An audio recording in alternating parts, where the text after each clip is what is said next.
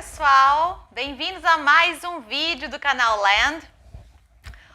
Eu sou a Aline Lorandi e vou falar para vocês hoje um pouco mais sobre sílabas para o desenvolvimento da consciência fonológica. Se você esteve acompanhando os outros vídeos ou se já ouviu falar sobre consciência fonológica, você certamente já ouviu falar no nível da sílaba, né? Separar palavras em sílabas, panela, macaco, juntar essas sílabas, né?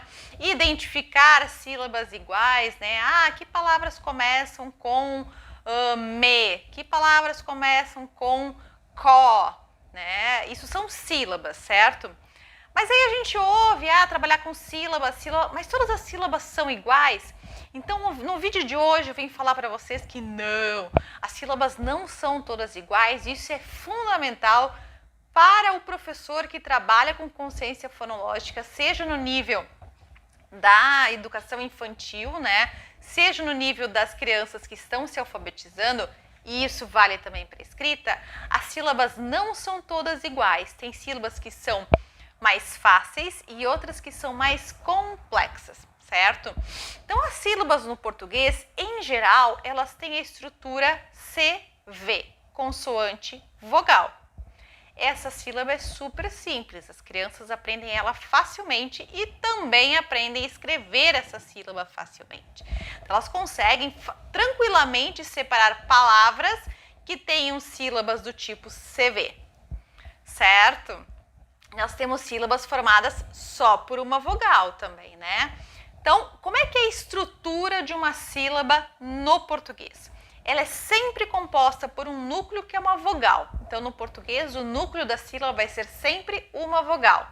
O núcleo é a parte mais importante, a parte também mais saliente no sentido da sua fonética, né? Da sua produção e da sua percepção. É aquela parte da sílaba que é produzida com mais força, no nosso caso, expiratória, tá bem? Essa sílaba pode ter uma estrutura no início, que vai ser uma ou duas consoantes, uma no caso de uma sílaba como pá, duas no caso de uma sílaba como prá, de prato.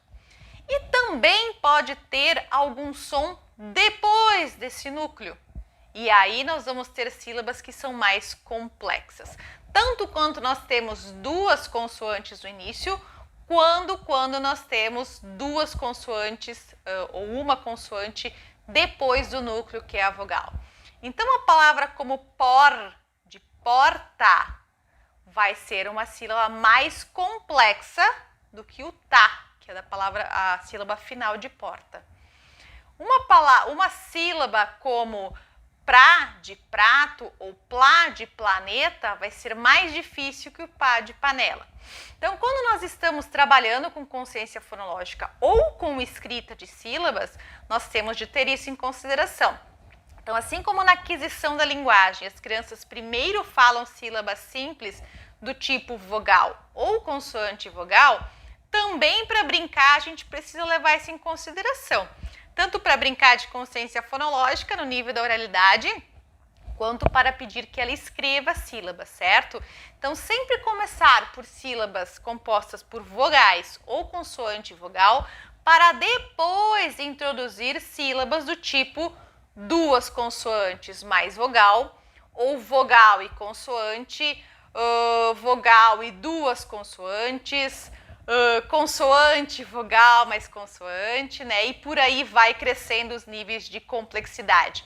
Uma palavra como transporte, por exemplo, esse trans é super complexo. Eu tenho duas consoantes no início, um núcleo de vogal e mais duas outras consoantes depois, tá? Eu nem vou entrar aqui na questão das vogais nasais, porque esse é um outro nível de complexidade, fica para outro vídeo. Mas principalmente para escrever, vão ser duas consoantes no final. E esses sons podem confundir um pouco a criança no início. É claro que vamos trabalhar com essas também, mas nós não podemos trabalhar com sílabas como se elas tivessem todas o mesmo nível de complexidade, tá bem? Se você quiser saber mais sobre sílabas, Você pode encontrar isso em artigos acadêmicos científicos. A professora Carmen Matzenauer tem trabalho sobre isso, a professora Ana Ruth Moresco Miranda, ambas da Federal de Pelotas, tem muitos trabalhos interessantes sobre isso.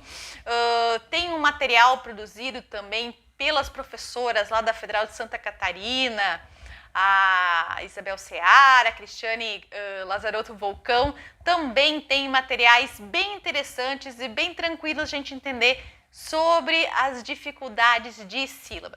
Tem um capítulo de livro meu também, que saiu num livro do Aletra agora, Consciência Linguística na Escola, que também fala um pouco sobre essa questão. Espero que você tenha curtido, que esse vídeo tenha sido útil, que te ajude bastante na sala de aula. Continue com a gente, continue acompanhando, curta esse vídeo, compartilhe com seus amigos, porque conhecimento é que traz paz para a gente na sala de aula. Vamos seguir aprendendo? Vem comigo! Até mais!